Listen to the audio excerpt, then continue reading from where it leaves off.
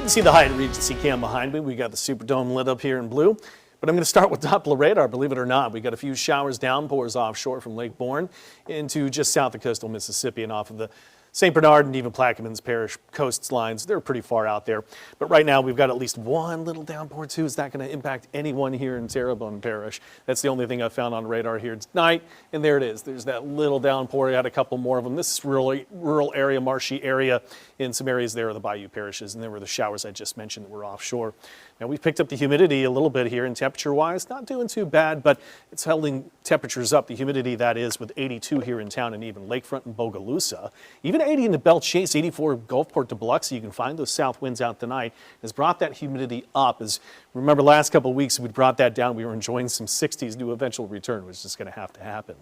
So cold front, if you hadn't heard by now, we're tracking a front. It's been weeks since we'd had likely rain chances widespread across southeast Louisiana. We at one point had tornado watches, severe thunderstorm watches. There's the front that'll head our way as it nears tomorrow. Scattered storms developing ahead of the front. Storms possible along the front, and even as the front passes, we will drop temperatures a bit, and we're going to drop humidity eventually.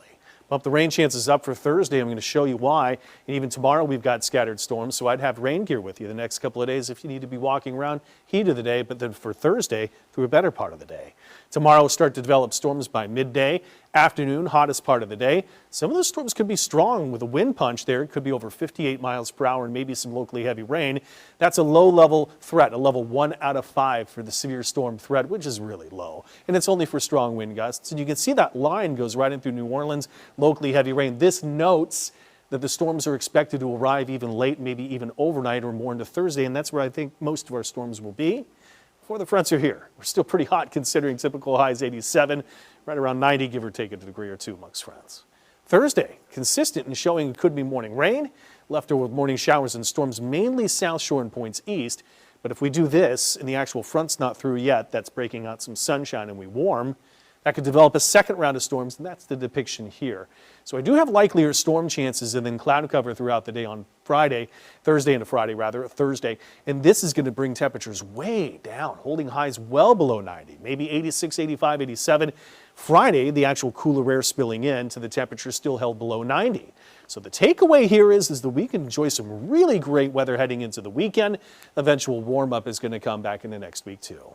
Getting right to the tropics, still Gabrielle is a Category 3 hurricane now. It's still a major hurricane, but as we look to what's happening here from that 3 status, it's going to make its way east. It's going to weaken, but it could impact Portugal and Spain by next weekend. That's Europe.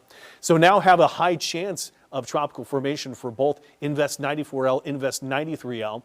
And the first one that could form will be the secondary wave that could be a tropical depression first, but still no organization to these systems. You look at the forecast data, there it is, that could go tropical depression first, could even have a tropical storm out of the second one.